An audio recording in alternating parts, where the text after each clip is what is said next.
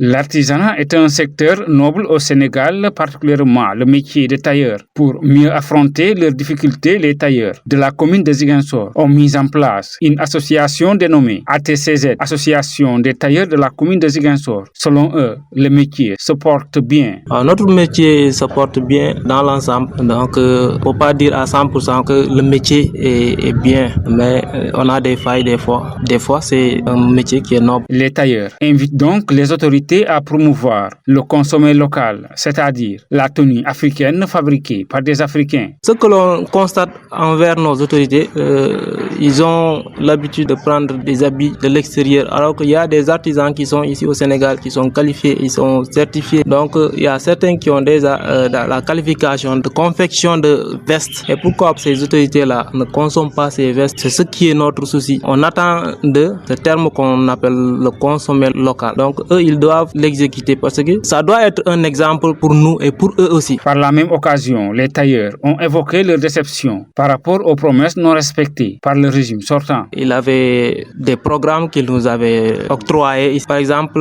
la confection des tenues scolaires. Dans ce programme, on avait financé 30 milliards pour une durée de 3 ans. La première tranche, on l'a déjà fait. C'était 10 milliards. Donc, cette année-ci, ça devait être la seconde année pour la confection des tenues scolaires. Mais jusqu'à présent, rien n'a été signalé. Les 10 milliards qu'on doit faire pour cette année, on ne l'a pas vu jusqu'à présent. Mais comme on le dit, l'État est une continuité. Donc, on attend du nouveau régime pour qu'il y ait cette continuité. Et nous demandons au président Bassirou Diomaye Faye pour qu'il s'accentue sur ce phénomène, pour qu'il n'y ait plus de problème dans ce secteur. Il y avait un programme aussi du Covid. On a demandé à ce que tous les artisans aient une somme de 150 000. Mais jusqu'à nos jours, il y a certains qui n'ont pas reçu ces 150 000, alors qu'ils sont des artisans, c'est des professionnels qui ont tout. La Banque mondiale, à travers un programme consistant, la capacitation des apprentis tailleurs, a financé à hauteur de 30 milliards de francs CFA. Chaque maître tailleur doit recevoir, en estimation de matériel, 1 million de francs CFA. Mais selon eux, le matériel reçu ne fait pas 1 million de francs. Secteur artisanat nekk na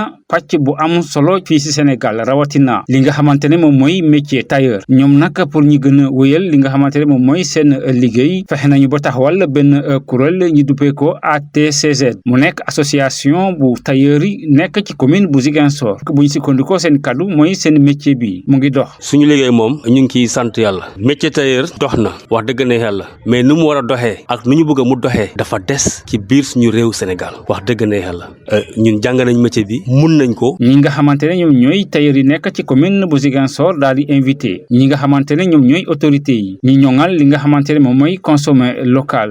ñun ñi nga xam ne ñu ngi ciy yëngu fii ci biir réew mi fii nii boo xoolee suñuy kilifa dañuy jéegaane ji dañuy bàyyi fii nii te jéegaane boobu noonu suñ koy def tant que ñu ngi continuer di ko def ñun duñu mën a gis bu baax a baax à 100% suñu métier. soo xoolee suñu autorité yi nu ñuy solo 80% fu ñuy fël fu ne ay costume la ñuy génne te costume boo ko xoolee donte ñun Sénégal fi am na ñu mën a ñëw costume mais boo gisee costume rek jéegaane bi nga ciy gën a gis te fii ñu ngi fii liggéey li nga xam ne lu xarañ lu rafet li nga xam ne nit ki mën na ko demee fu nekk lu mel ni par exemple li ñuy wax costume africain mais wax dëgg ne xel bëriwut ngay gis suñu autorité bu ñu dajee ñu koy sopp def ñun lu ñuy produire nañ ñu jàppale ñu consommer ñu loolu parce que am nañ capacité bi mën nañ ko. si occasion boobu ñi daal di profito di wone seen nakar si promesse yi nga xamante ne nguur bi fi jógee jotal na ko def te respecté wu ko. nguur bi fi nekkoon président Macky Sall jiite woon ko am na ay diggé yu bëri yi nga xam ne amoon na fi xaalisu Covid président bu ko njëkk a tudd fii nii président Macky Sall 35 milliards la wax pour les artisans ñu dem tuuti ñu dëgg 25 milliards dëgg lancement 5 milliards lancement 5 milliards boobu noonu fa la yem ba tey man mii di wax ak yow nii ba tey 150 bi ñu waxoon chaque artisan dina ko am laalaguma ci 150 000 francs boobu noonu bëri na artisan yi nga xam ne ba léegi jotaguñu ci xaalis boobu noonu. Deuxièmement mu toogaat ne fi jagle na les tailleurs du Sénégal benn budget bu 30 milliards pour ay tenues scolaires parce que blouse scolaire ak tenue scolaire du benn tailleurs yi xaw nañ cee gis seen bopp